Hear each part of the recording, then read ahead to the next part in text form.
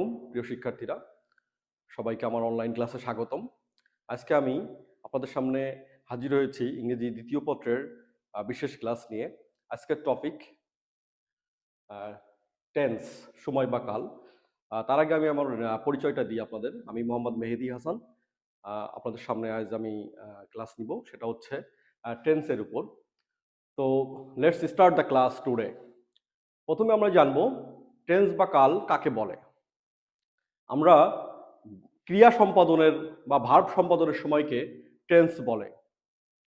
তো এখন আমরা সকলেই জানি যে টেন্স হচ্ছে ক্রিয়া সম্পাদনের সময়কে টেন্স বলে। এখন তার আগে আমাদেরকে জানতে হবে টেন্স কয় প্রকার। আমরা অনেকেই জানি টেন্স 3 প্রকার। টেন্স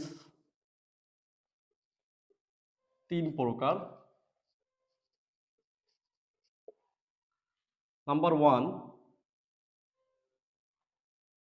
যদি আমরা একটি ছকের মাধ্যমে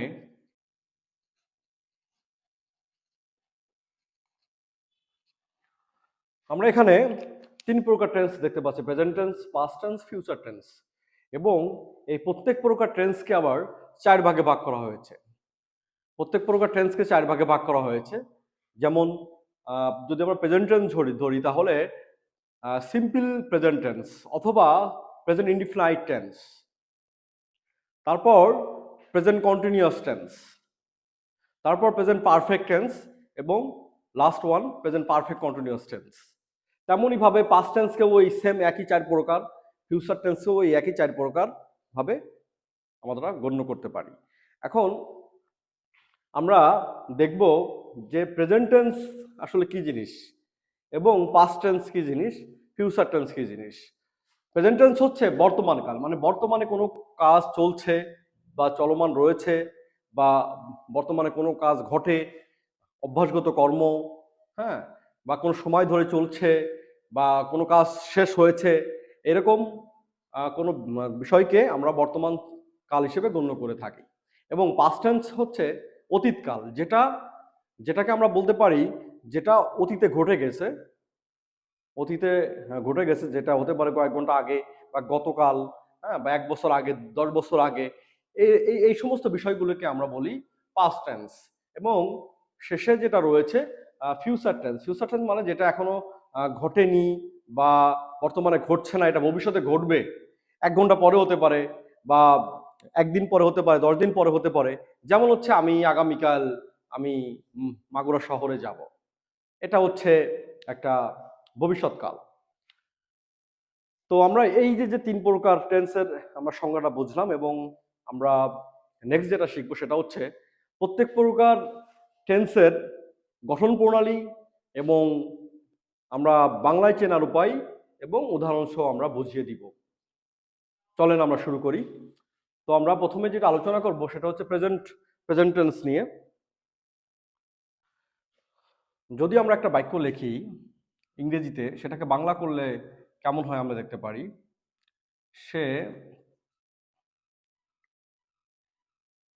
হি goes to school every day. এই বাক্যটাকে আমরা যদি বাংলা লিখি তাহলেই হবে সে সে প্রতিদিন স্কুলে যায়। প্রতিদিন স্কুলে বা বিদ্যালয়ে যায়। এখানে দেখেন বাংলা বাক্যের শেষে এখানে দেখেন অন্তঃস্থ হয়েছে যায়। তো তেমনই ভাবে বাংলা বাক্যের শেষে এই ধরনের ক্লুগুলো থাকে। তো আমরা স্ট্রাকচার দেখবো এবার। আসলে এই স্ট্রাকচারটা যারা ভালোভাবে রপ্ত করতে পারে, আয়ত্ত করতে পারে, তাদের কোনো গ্রামাটিক্যাল আইটেমে সমস্যা হয় না। আমরা টেন্সটাকে আসলে ইংলিশ গ্রামারের ফাউন্ডেশন বলতে পারি। কারণ হচ্ছে ইংলিশ গ্রামার হচ্ছে একদম বেসিক গ্রামারের একটি অংশ। তো আমরা প্রথমে, তো এটা হচ্ছে আমাদের প্রেজেন্ট টেন্সের যে প্রথম অংশটা রয়েছে সিম্পল প্রেজেন্ট টেন্স অথবা present indefinite tense. Present indefinite টেন্সের স্ট্রাকচারটা হচ্ছে সাবজেক্ট প্লাস মূল ভার্বের প্রেজেন্ট ফর্ম অথবা verb 1 plus object plus extension. তো আমরা এই অনুযায়ী কয়েকটা বাক্য আমরা লিখব। দে কল মি ডেইলি। তারা আমাকে প্রতিদিন ডাকে। তারা আমাকে প্রতিদিন ডাকে। তাহলে এই দেটা হচ্ছে সাবজেক্ট, এই কল হচ্ছে ভার্ব ওয়ান, ওই যে আমরা ওখানে লিখেছি ভার্ব ওয়ান বা মূল ভার্বের প্রেজেন্ট ফর্ম। এই মিটা হচ্ছে অবজেক্ট, এটা হচ্ছে এক্সটেনশনের মধ্যে পড়ে। তো আমরা বুঝলাম যে সাবজেক্টের পরে মূল ভার্বের present form, object plus extension. তো আমরা যদি আরো কিছু উদাহরণ দেখতে চাই, we perform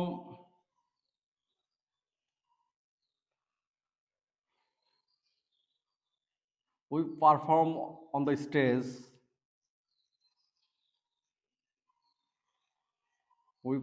the stage, every year. আমরা প্রতি বছরেই আমরা মঞ্চে আমরা পারফর্ম করে থাকি। এখানে উইটা হলো এখানে সাবজেক্ট, পারফর্ম হচ্ছে verb one, on the stage কোথায় করি, অন দ্য স্টেজ, তাহলে এটা হচ্ছে অবজেক্ট আর এটা হচ্ছে এক্সটেনশনের মধ্যে পড়ে। তো এই হচ্ছে আমাদের সিম্পল প্রেজেন্ট টেন্স অথবা প্রেজেন্ট ইনডিফিনাইট টেন্সের স্ট্রাকচার। আমরা এটারই আরো কিছু ব্যতিক্রমী কিছু বিষয় রয়েছে।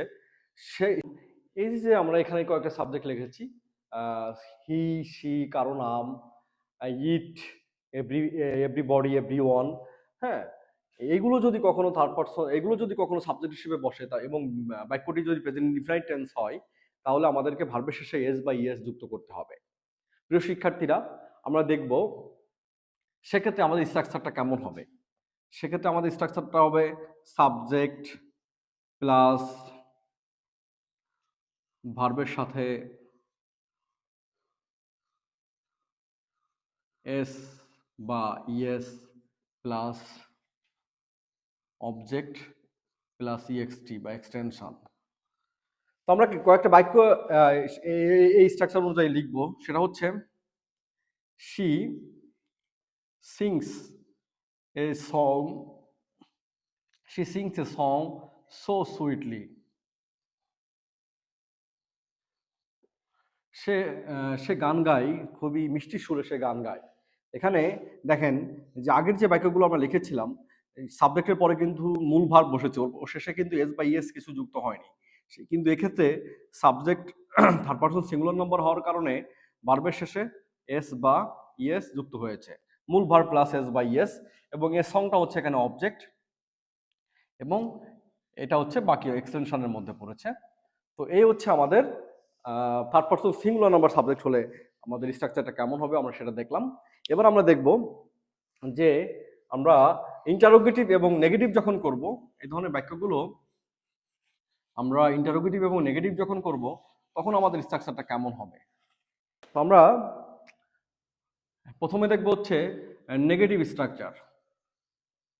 এই সিম্পল প্রেজেন্ট টেন্সেরই নেগেটিভ স্ট্রাকচারটা কেমন হবে।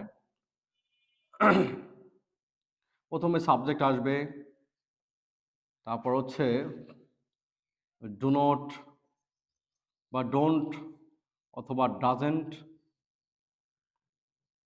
এটাকে আমরা আলাদা আলাদা দিলেও পারি, সেটা হচ্ছে ডু নট, ডাজ নট। এখন ডোন্ট এবং ডাজেন্ট কখন আসবে? ডোন্ট আসবে হচ্ছে থার্ড পারসন সিঙ্গুলার নাম্বার বাদে যে সাবজেক্টগুলো বসবে তারপরে আসবে ডোন্ট। আর আমি একটু আগে যেটা জানলাম যে third person singular number subject হলে ভার্বের শেষে এস বাই এ যুক্ত হয়, এগুলোর পরে এই সাবজেক্টগুলোর পরে আমরা ডাজেন্ট ব্যবহার করব, যেমন হি সি কারো নাম, হ্যাঁ, এভরিবডি এভরিওয়ান ইট ইত্যাদি। তো সাবজেক্ট প্লাস ডু নট অথবা ডাজ নট প্লাস মূল ভার্বের প্রেজেন্ট ফর্ম, মূল ভার্বের প্রেজেন্ট ফর্ম অথবা verb one plus object plus extension.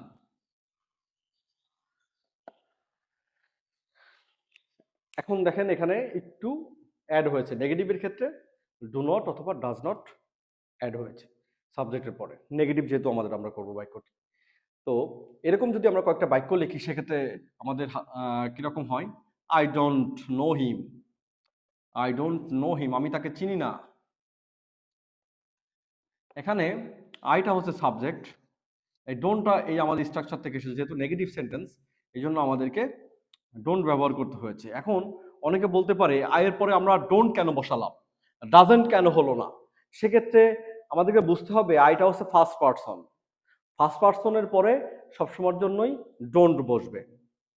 আর যখন third person singular number subject হবে, আমরা একটু আগে জেনেছি হি সি কারো নাম, এভরি ওয়ান এভরিবডি, তারপর হচ্ছে ইট ইত্যাদি, এগুলোর পরে হচ্ছে আমাদেরকে ডাজেন্ট বসাইতে হবে। তো আমাদের সাবজেক্ট প্লাস নেগেটিভের কারণে আমাদের ডোন্ট এসেছে, এবং এটা হচ্ছে মূল ভার্বের প্রেজেন্ট ফর্ম, এটাকে আমরা সংক্ষেপে বলতে পারি ভার্ব ওয়ান। আর হিমটা হচ্ছে অবজেক্ট। এটা হচ্ছে আমাদের নেগেটিভের স্ট্রাকচার। এখন আমরা একটা third person singular number subject দিয়ে আমরা একটা সেন্টেন্স তৈরি করব। তাহলে she doesn't she doesn't sing a song.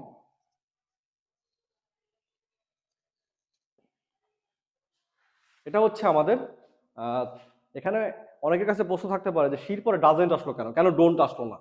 Doesn't আসার কারণ হচ্ছে শি হচ্ছে third person singular number subject, এই জন্য শির পরে প্রেজেন্ট ইনডিফিনিট টেন্স বা সিম্পল প্রেজেন্ট টেন্সের ক্ষেত্রে আমাদের ডাজেন্ট আনতে হবে।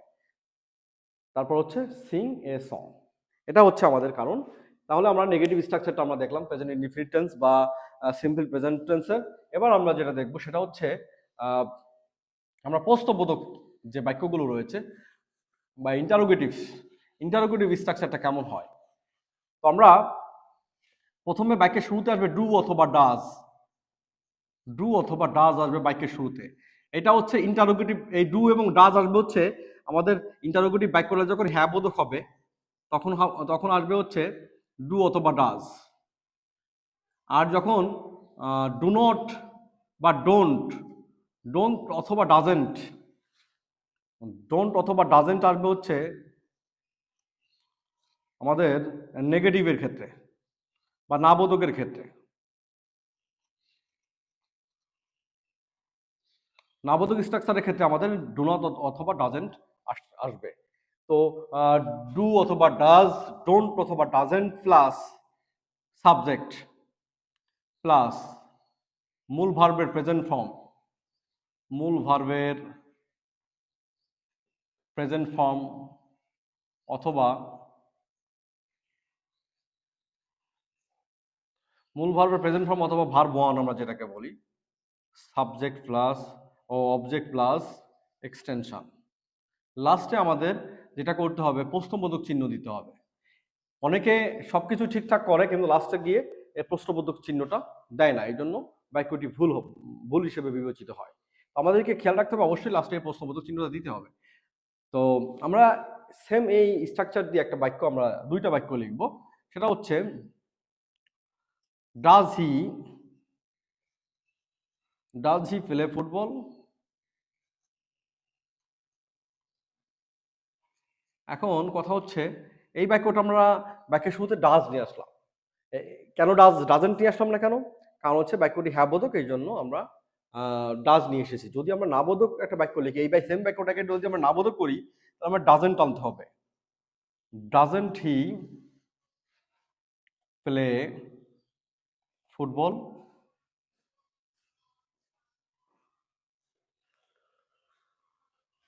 তো আমরা এখন যেটা করবো সেটা হচ্ছে আমরা ইন্টারোগেটিভ সেন্টেন্সের স্ট্রাকচারটা আমরা জানলাম, এই সিম্পল প্রেজেন্ট টেন্সের ইন্টারোগেটিভের স্ট্রাকচারটা জানলাম। এখন আমরা প্রেজেন্ট কন্টিনিউয়াস টেন্সে যাব। প্রেজেন্ট কন্টিনিউয়াস টেন্স আমরা একটা জিনিস সবসময় মাথায় রাখবো, যে সেটা হচ্ছে কন্টিনিউয়াস মানেই হচ্ছে চলমান, কোনো চলমান বিষয়কে ইঙ্গিত করে। সেটা প্রেজেন্ট কন্টিনিউয়াস হোক, পাস্ট কন্টিনিউয়াস হোক বা ফিউচার কন্টিনিউয়াস হোক, সব ধরনের কন্টিনিউয়াস টেন্সেই একটা চলমান প্রক্রিয়া বোঝায়। যেমন আমি আপনাদের সামনে অনলাইন ক্লাস এখন অংশগ্রহণ করছি, এটা হচ্ছে একটা চলমান প্রক্রিয়া। মিস্টার রহমান এখন স্টেজে ড্যান্স করছে, তেমনইভাবে সোনিয়া সুন্দরভাবে গান গাইতেছে। এই যে যে বিষয়গুলা, বাক্যগুলো, এই বাক্যগুলোই হচ্ছে প্রেজেন্ট কন্টিনিউয়াস টেন্স হিসেবে গণ্য হবে। তো আমরা প্রেজেন্ট কন্টিনিউয়াস টেন্সের যে বাংলায় চেনার উপায় সেটা আমরা আগে দেখব। বাংলায় চেনার উপায়, তারা ফুটবল খেলছে। তো আমরা এই সকলে লক্ষ্য করে দেখতে পারবেন তারা তারা ফুটবল খেলছে, এটা হচ্ছে চলিত ভাষা। এবং এটাকে যদি আমরা সাধু ভাষায় বলি, তাহারা ফুটবল খেলিতেছে। তো খেলছে আর খেলিতেছে একই জিনিস, একটা সাধু ভাষা একটা চলিত ভাষা। তো বাংলায় চেনার উপায়টা আমরা দেখলাম। এখন আমরা যেটা করবো সেটা হচ্ছে স্ট্রাকচারে যাব আমরা। এক্সটেনশন। তো আমরা সকলেই এটা ভালোভাবে দেখব যে স্ট্রাকচারে প্রথমে সাবজেক্ট আসবে, তারপরে অ্যামিজার, অ্যামিজারকে আমরা বি ভার্ব বলে থাকি। Be verb, auxiliary verb, be verb am is are আসবে এবং মূল ভার্বের সাথে আইএনজি, বা বলা যেতে পারে প্রেজেন্ট, মূল ভার্বের প্রেজেন্ট ফর্মের সাথে আইএনজি যুক্ত, অবজেক্ট প্লাস এক্সটেনশন। তো আমরা একটা বাক্য যদি লিখি তাহলে I am reading a novel, আমি একটি উপন্যাস পড়িতেছি। এখানে আমিটা হচ্ছে সাবজেক্ট, আইটা সাবজেক্ট, অ্যামটা হচ্ছে স্ট্রাকচারের বি ভার্ব, তারপর হচ্ছে main verb plus ING, main verb plus ING, আর এই নোবেলটা হচ্ছে অবজেক্ট। আমি একটি উপন্যাস পড়িতেছি। এবার দে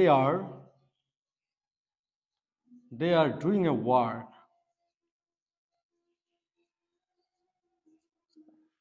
তাহারা বা তারা সাবজেক্ট, এটা হচ্ছে be verb,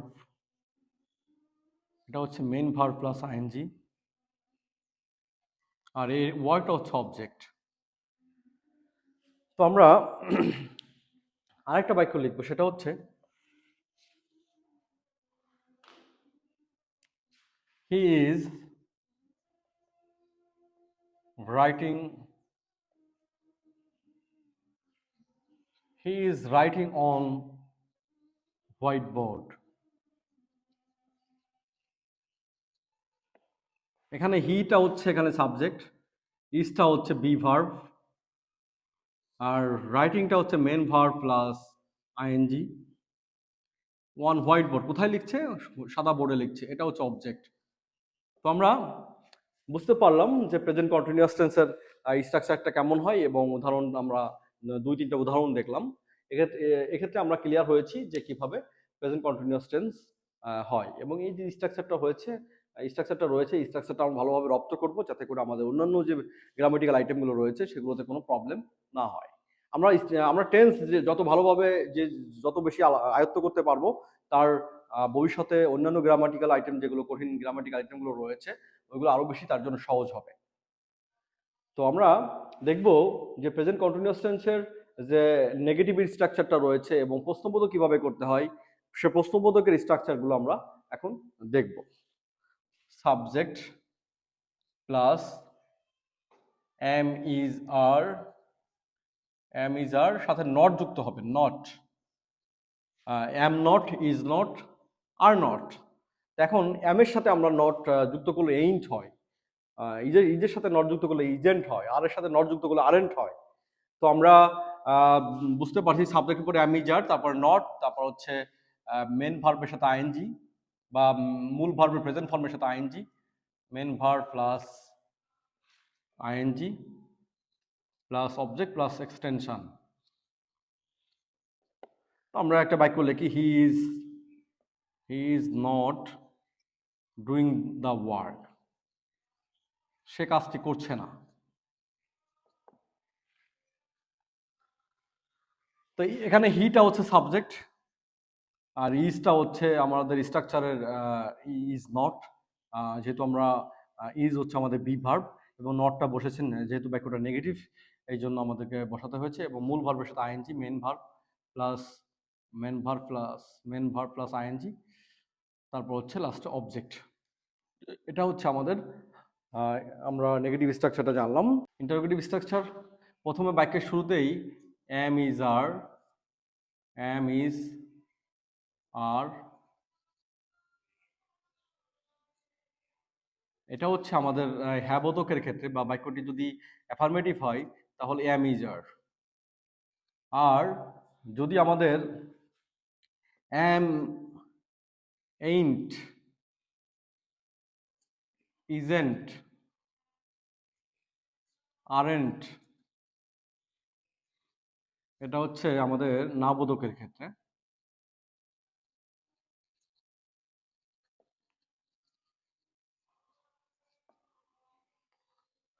plus subject plus main verb plus ING plus object plus extension লাস্টে প্রশ্নবোধক চিহ্ন। আমরা সকলেই জানি যে ইন্টারোগেটিভ সেন্টেন্সে অবশ্যই লাস্টে প্রশ্নবোধক চিহ্ন দিতে হবে। তো আমরা যদি এরকম যদি দুটো বাক্য লিখি, একটা হচ্ছে হ্যাঁ বোধক লিখবো, একটা হচ্ছে না বোধক লিখবো। তাহলে আমরা প্রথমে আর দিয়ে একটা করি। আর দে অ্যাটেন্ডিং টুডেস ক্লাস?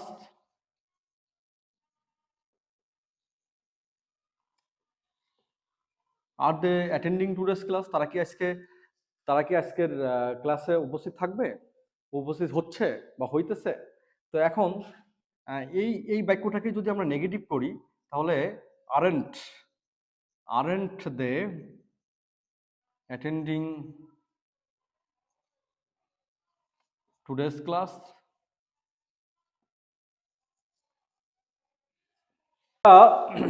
দেখলাম যে ইন্টারোগেটিভ স্ট্রাকচারটা কিভাবে করে। ইন্টারোগেটিভ স্ট্রাকচারটা একটা হচ্ছে হ্যাঁ বোধক, আর হচ্ছে না বোধক। তো আমরা হ্যাঁ বোধক একটা দেখলাম, না বোধক একটা। এখন আমরা প্রেজেন্ট কন্টিনিউয়াস টেন্স শেষ করলাম। এখন যেটা করবো সেটা হচ্ছে প্রেজেন্ট পারফেক্ট টেন্স। তো প্রেজেন্ট পারফেক্ট টেন্স আমরা প্রেজেন্ট পারফেক্ট টেন্স হচ্ছে যেটাকে বলে ঘটমান বর্তমান, যেটা ঘটে গেছে কিন্তু তার ফলটা এখনো বিদ্যমান রয়েছে। যেমন আমি ভাত খাওয়া শেষ করেছি, আমি এইমাত্র কাজটি শেষ করে এখানে এসেছি, মানে কাজটা শেষ হয়ে গেছে কিন্তু তার ফলটা এখনো বিদ্যমান রয়েছে। এই ধরনের বাক্যকে আমরা প্রেজেন্ট পারফেক্ট টেন্স বলতে পারি। তো প্রেজেন্ট পারফেক্ট টেন্সের বাংলা বাক্যের শেষে সাধারণত থাকে সে, সি, সে, সেন, মানে করেছেন, খেয়েছেন, গিয়েছেন, করেছি, হ্যাঁ, এই ধরনের সে, সি, সেন থাকে। তাহলে আমরা বাংলা বাক্যের শেষে যেটা থাকে সেটা আমরা একটু দেখে নিব ভালোভাবে। সেটা হচ্ছে বাংলা বাক্যের শেষে সে, সি, সেন। যদি আমরা একটা উদাহরণ দিই, he has done the work, done the work, সে কাজটি করেছে। তাহলে আমরা লক্ষ্য করছি যে বাংলা বাক্যের শেষে সে, সি থাকে। আমরা যদি আরেকটা বাক্য লিখি সেটা হচ্ছে আই হ্যাভ গন দেয়ার, আমি সেখানে গিয়েছি, আমি সেখানে গিয়েছি। বাংলা বাক্যের শেষে সি শব্দটি রয়েছে। তো আমরা এখন স্ট্রাকচার নিয়ে আমরা কাজ করব বা স্ট্রাকচারটা জানবো, কিভাবে আমরা স্ট্রাকচারটা তৈরি করব এবং এই স্ট্রাকচারটাকে আমরা কিভাবে পরবর্তীতে নেগেটিভ স্ট্রাকচারে রূপান্তর করব, পরবর্তীতে আমরা এটাকে ইন্টারোগেটিভ স্ট্রাকচারে রূপান্তর করব, সেটাই আমরা দেখব। তো আমরা একটা বাক্য লিখবো, সেটা হচ্ছে আই হ্যাভ হেল্পড হিম, আমি তাকে সাহায্য করেছি। এখানে আপনারা দেখতে পাচ্ছেন আইটা হচ্ছে সাবজেক্ট, এই হ্যাভটা হচ্ছে স্ট্রাকচার থেকে এসেছে। এটাকে হ্যাভ ভার্ব বলা হয় এবং অক্সিলারি ভার্বও বলা হয় বা হেল্পিং ভার্বও বলা হয়। তো এই হ্যাভ ভার্বটা এসেছে, তো এই হ্যাভ হচ্ছে স্ট্রাকচার থেকে এসেছে, এটাকে আমরা অক্সিলারি ভার্ব হিসেবে গণ্য করব। আর আইটা হচ্ছে সাবজেক্ট, আর এটা হচ্ছে মেন ভার্ব 3, এটা হচ্ছে অবজেক্ট। তো এই হচ্ছে আমরা স্ট্রাকচার অনুযায়ী একটা বাক্য লিখলাম। এবার আমরা third person singular number subject দিয়ে যদি একটা বাক্য লিখি, ওই হি কে নিয়ে আসলাম, হির পরে আমরা জানি হ্যাজ বসে। থার্ড পারসন সিঙ্গুলার নম্বর সাবজেক্ট হলে হ্যাজ বসবে। হি হ্যাজ কল্ড মি, সে আমাকে ডেকেছে। তো এখানে হ্যাজ, হিটা হচ্ছে সাবজেক্ট, হ্যাজটা হচ্ছে অক্সিলারি ভার্ব বা হ্যাভ ভার্ব, তারপর হচ্ছে কল্ড হচ্ছে ভার্ব 3, এটা হচ্ছে অবজেক্ট। এটা হচ্ছে আমরা প্রেজেন্ট পারফেক্ট টেন্সের স্ট্রাকচারটা আমরা এখানে দেখলাম এবং জানলাম। তো এখন আমাদেরকে যেটা করতে হবে সেটা হচ্ছে প্রেজেন্ট পারফেক্ট টেন্সের যে নেগেটিভ স্ট্রাকচার, আমরা যদি নেগেটিভ স্ট্রাকচারটাকে আমরা নেগেটিভ স্ট্রাকচারে যাই, তাহলে আমাদেরকে জাস্ট এই যে হ্যাভ হ্যাজ এর পরে আমাদের শুধু নট যুক্ত করতে হবে এখানে, নট। আমরা এটাকে যদি আমরা একসাথে দিই তাহলে হ্যাভেন্ট অথবা হ্যাজেন্ট, হ্যাভেন্ট অথবা হ্যাজেন্ট, নটটাকে যদি আমরা একসাথে দিই অক্সিলারি ভার্বের, তাহলে এইভাবে আসবে। আবার এটাকে হ্যাভ নট হ্যাজ নট হিসেবে আলাদা আলাদাভাবেও লেখা যায়। তাহলে এই সেম বাক্যগুলোকেই যদি আমরা নেগেটিভ করি, তাহলে have not, I have not helped him, he has not called me, হয়ে গেল। খুবই সহজভাবে আমরা এটাকে নেগেটিভ করতে পারলাম। এখন এই বাক্যগুলোকে যদি আমরা ইন্টারোগেটিভ করি, ইন্টারোগেটিভ আমরা আগেও আলোচনা করেছি যে ইন্টারোগেটিভ হচ্ছে দুই ধরনের হয়ে থাকে। একটা হচ্ছে হ্যাঁ বোধক করে ইন্টারোগেটিভ, আর হচ্ছে না বোধক করে ইন্টারোগেটিভ। সেটা হচ্ছে affirmative interrogative and negative interrogative. আমরা দুটোই আমরা একই সাথে শিখবো। তো আমরা ইন্টারোগেটিভ স্ট্রাকচারে আমাদের প্রথমেই হ্যাভ, হ্যাজ, এই দুটো হচ্ছে আমরা অ্যাফার্মেটিভ বা হ্যাঁ বোধকের ক্ষেত্রে, আর হ্যাভেন্ট অথবা হ্যাজেন্ট এগুলো হচ্ছে না বোধকের নেগেটিভ। তো সাবজেক্ট বলবে তুমি হ্যাভ অথবা হ্যাভেন্ট অথবা হ্যাজেন্ট অথবা হ্যাজেন্ট, এগুলো আমরা নেগেটিভ আমরা সাবজেক্ট আমরা সাবজেক্ট ক্লাস আমরা মূল ভার্বের তৃতীয় বা ভার্ব অবজেক্ট পাবো, তারপর হচ্ছে এক্সটেনশন লাস্ট পর্যন্ত চিহ্ন, ঠিক আছে? এটা হচ্ছে আমাদের স্ট্রাকচার। আমরা সেটা দেখব। তুমি একটা লিখো, একটা have they return home last পর্যন্ত চিহ্ন। তো তাকে লিখেছে এবার আমরা লাগু করি হ্যাভেন্ট দে রিটার্ন হোম, বাকি বাকি আসেনি লাস্ট পর্যন্ত চিহ্ন। আমরা সবাই জানি লাস্ট পর্যন্ত চিহ্ন। এবং অনেকেই এই প্রশ্নবোধক চিহ্নটাকে এড়িয়ে যায়। যেমন আমরা যদি ট্রান্সফরমেশনে অ্যাফার্মেটিভ নেগেটিভ করার ক্ষেত্রে, অ্যাফার্মেটিভ টু ইন্টারোগেটিভ করার ক্ষেত্রে অনেকে এই ভুলটা করে থাকেন। অ্যাফার্মেটিভ থেকে ইন্টারোগেটিভ করেন ঠিকই, সবই ঠিকঠাক থাকে, লাস্টে প্রশ্নবোধক চিহ্নটা দিতে ভুলে যান। সেক্ষেত্রে আমরা নাম্বার কাউকে দিতে পারি না। এই জিনিসটা খেয়াল রাখতে হবে যে আমাদেরকে লাস্টে প্রশ্নবোধক চিহ্ন দিতে হবে ইন্টারোগেটিভ সেন্টেন্সে। তো আমরা প্রেজেন্ট পারফেক্ট টেন্স শিখলাম। এখন তো প্রেজেন্ট পারফেক্ট কন্টিনিউয়াস টেন্সে যদি আমরা যাই, তাহলে আমাদেরকে প্রথমেই আমাদেরকে কিছু বিষয় জানতে হবে। সেটা হচ্ছে সব ধরনের পারফেক্ট কন্টিনিউয়াস টেন্সের একটা বিশেষ গুণ বা বৈশিষ্ট্য রয়েছে। সব ধরনের পারফেক্ট কন্টিনিউয়াস টেন্সই কোনো সময় ধরে চলিতেছে এরকম বোঝায়। যেমন তারা 3 দিন ধরে এই জায়গাতে অবস্থান করছে, এই যে একটা সময়ের উল্লেখ থাকবে। যদি পাস্ট পারফেক্ট কন্টিনিউয়াস টেন্স হয়, তার মধ্যেও একটা সময়ের উল্লেখ থাকবে। এবং ফিউচার পারফেক্ট কন্টিনিউয়াস টেন্স হলেও তার মধ্যেও একটা সময়ের উল্লেখ থাকবে। তার মানে আমরা বলতে পারি পারফেক্ট, যে কোনো পারফেক্ট কন্টিনিউয়াস টেন্স হচ্ছে কোনো সময়ের উল্লেখ থাকে এবং কোনো সময় ধরে কোনো কাজ চলমান রয়েছে এরকম বোঝায়। তো আমরা এটাকে বাংলায় চেনার উপায় এই সম্পর্কে আমরা জানবো কিভাবে বাংলায় চেনা যায়। তো বাংলায় চেনার উপায় হচ্ছে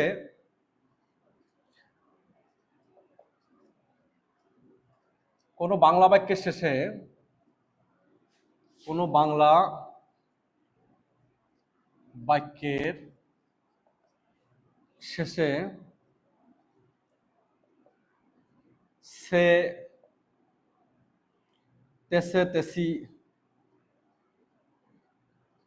তেসে, তেসি, তেসেন,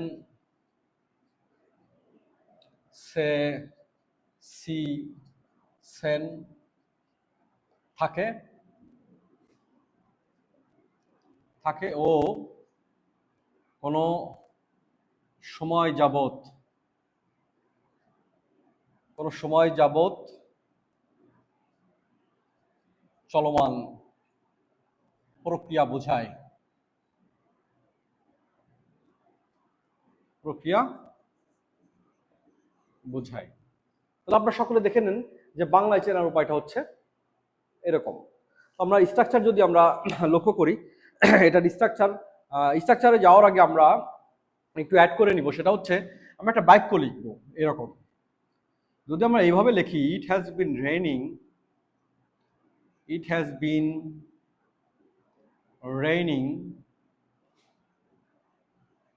cats and dogs, cats and dogs since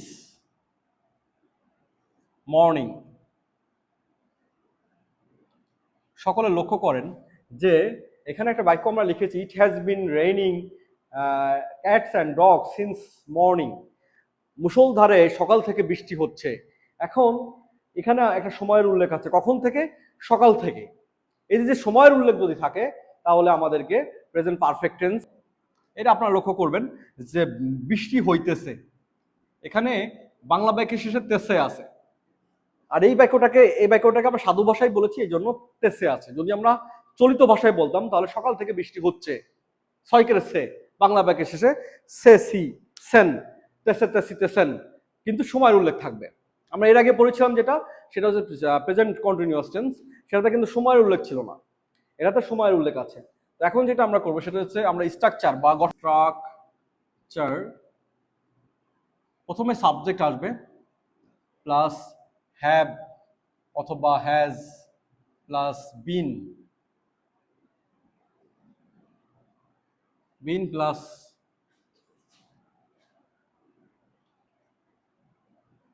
মূল ভার্বের সাথে আইএনজি, মূল ভার্বের সাথে ING plus object plus extension. ঠিক আছে? তো আমরা তার আগে আমরা আরেকটু অ্যাড করতে পারি, সেটা হচ্ছে এক্সটেনশনের না দিয়ে আমরা আরেকটু অ্যাড করতে পারি, সেটা হচ্ছে ফর অথবা সিন্স প্লাস টাইম, এরপরও এক্সটেনশন থাকতে পারে। তো এই ফর অথবা সিন্স, এখন কথা হচ্ছে ফর কোথায় বসে আর সিন্স কোথায় বসে, এরকম একটা পার্থক্য কিন্তু আছে। ফর সাধারণত বসে হচ্ছে ফরের পরে কোনো একটা সংখ্যা বসে, 3 days 4 days 3 years 4 years, এরকম কোনো সংখ্যা বসলে, নাম্বার বসলে তাহলে ফর বসে। আর যদি কোনো সময়ের উল্লেখ থাকে, দিনের কোনো অংশের নাম উল্লেখ থাকে, যেমন সকাল থেকে, বিকাল থেকে, রাত থেকে, গতকাল থেকে, গত বছর থেকে, এরকম উল্লেখ থাকে, সিন্স বসে। তো এটাই হচ্ছে পার্থক্য ফর অথবা সিন্স আসার। তো আমরা এই স্ট্রাকচার অনুযায়ী আমরা দুইটা বাক্য লিখবো। সেটা হচ্ছে প্রথমে যদি আমরা লিখি, I have been reading this novel for, I have been reading this novel for 5 days। আমি 5 দিন যাবত এই উপন্যাসটি পড়িতেছি। এখানে আপনারা লক্ষ্য করবেন সকলে, আইটা হচ্ছে সাবজেক্ট, এই হ্যাভ বিনটা হচ্ছে আমাদের স্ট্রাকচার থেকে এসেছে এবং এটাকে অক্সিলারি ভার্ব হিসেবে আমরা এটাকে গণ্য করব। এটা হচ্ছে main verb plus ING. This নোবেলটা হচ্ছে এখানে অবজেক্ট। তারপরে আমাদের স্ট্রাকচার থেকে যেহেতু আমরা কোনো সময় ধরে চলিতেছে বোঝাইছে, এই জন্য আমরা এখানে ফর এনেছি। এখানে আপনারা লক্ষ্য করবেন যে 5, এটা সংখ্যা উল্লেখ আছে, 5 days। এখন এই 5 হচ্ছে একটা সংখ্যার জন্য এখানে ফর এসেছে।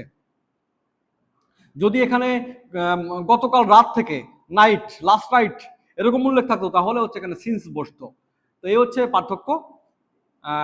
বাদ বাকি আমাদের বসে গিয়েছে, সময়টা বসে গিয়েছে শেষে। এবং আমরা আরেকটা বাক্য যদি লিখি সেটা হচ্ছে হি হ্যাজ বিন, হি হচ্ছে সাবজেক্ট, হ্যাজ বিনটা হচ্ছে এখানে অক্সিলারি ভার্ব। এবার হচ্ছে হি হ্যাজ বিন স্টার্ভিং, সে অনাহারে আছে, না খেয়ে থাকা, starving, main verb plus ING. He has been starving for 5 days 3 days, he has been starving for 3 days, সে 3 দিন যাবত অনাহারে রয়েছে। ঠিক আছে? এখানে এই ফরটা হচ্ছে আমাদের এক্সটেনশন থেকে, স্ট্রাকচার থেকে এসেছে। যেহেতু আমাদের 3 days রয়েছে তাহলে ফর আসবে এখানে। আমরা একটা সিন্স দিয়ে আমরা একটা করতে পারি, সেটা হচ্ছে Shamim has been doing the work. Shamim has been doing the work since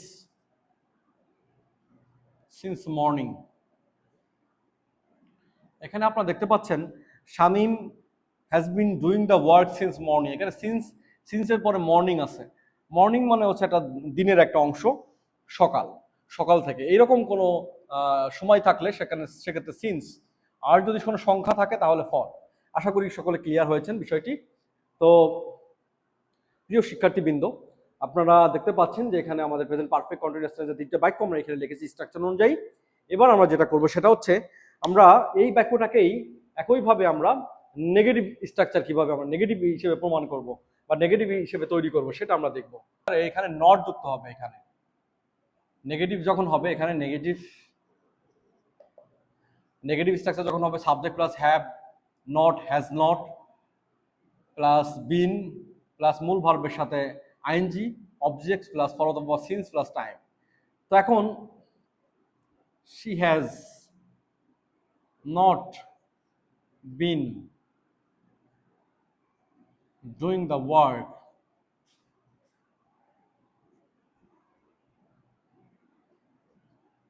since morning. সে সকাল থেকে কাজটা করছে না। আগেরটা ছিল কাজ করছে, এটা হচ্ছে কাজ করছে না, নেগেটিভ। তো এখন প্রিয় শিক্ষার্থী, এখন আমরা দেখব আরো একটি বাক্য এই নেগেটিভ স্ট্রাকচার ব্যবহার করে। তো আই দিয়ে যদি করি বা দে দিয়ে যদি করি, দে হ্যাভ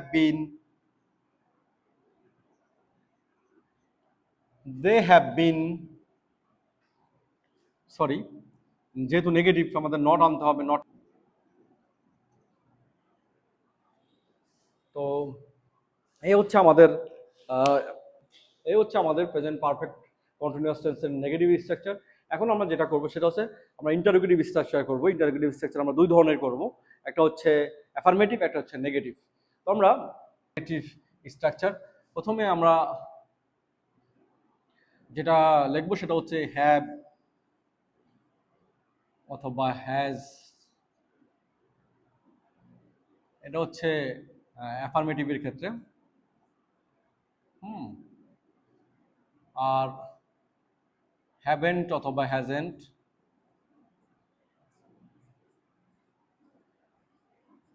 এটা হচ্ছে নেগেটিভের ক্ষেত্রে।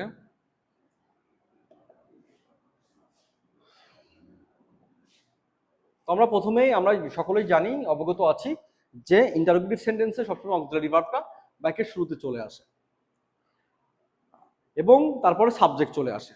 তারপর হচ্ছে হ্যাভ অথবা হ্যাজ, হ্যাভেন্ট অথবা hasn't plus subject plus been. বিনটা সাবজেক্টের পরে আসবে, সকলে খেয়াল রাখবেন, বিনটা সাবজেক্টের পরে আসবে। Been plus main verb plus ING, main verb plus ING plus object plus for অথবা সিন্স প্লাস টাইম। তো আমরা এই স্ট্রাকচার অনুসারে আমরা কয়েকটা বাক্য আমরা লিখব। have they been doing this? Have they been doing this work since morning? লাস্টে প্রশ্নবোধক চিহ্ন, এখন যদি আমরা এটাকে নেগেটিভ ভাবে করি তাহলে হ্যাভের সাথে নট যুক্ত হবে। Haven't they been doing this work since morning, লাস্টে প্রশ্নবোধক চিহ্ন। এই হচ্ছে আমাদের প্রেজেন্ট পারফেক্ট কন্টিনিউয়াস টেন্সের স্ট্রাকচার। প্রিয় দর্শক, প্রিয় শিক্ষার্থীবৃন্দ, আমরা আজকে টেন্স শুরু করেছিলাম। তো আমরা আজকে আমরা প্রেজেন্ট টেন্সের যে চারটা ফর্ম রয়েছে, চারটা ভাগ রয়েছে, এই চারটা ভাগ আমরা শেষ করলাম। যেমন present perfect, present indefinite tense বা প্রেজেন্ট সিম্পল প্রেজেন্ট টেন্স, এবং 2 নম্বরটা ছিল প্রেজেন্ট কন্টিনিউয়াস টেন্স। তারপরে 3 নম্বর ছিল প্রেজেন্ট পারফেক্ট টেন্স এবং লাস্ট 4 নম্বরে ছিল প্রেজেন্ট পারফেক্ট কন্টিনিউয়াস টেন্স। এই 4 প্রকার টেন্স আমরা আজকে শেষ করলাম প্রিয় শিক্ষার্থীবৃন্দ। আশা করি আপনারা পরবর্তী ক্লাসে চোখ রাখবেন এবং আমরা পরবর্তী ক্লাসে পাস্ট টেন্সের যে 4টা রয়েছে এবং ফিউচার টেন্সের যে 4টা রয়েছে আমরা এগুলো শেষ করব। ধন্যবাদ সকলকে, সকলে মনোযোগ দিয়ে আমাদের ক্লাসটা দেখার জন্য এবং আপনারা আমাদের এই ক্লাসটি শেয়ার করে ছড়িয়ে দিবেন। সকলে ভালো থাকবেন। আসসালামু আলাইকুম।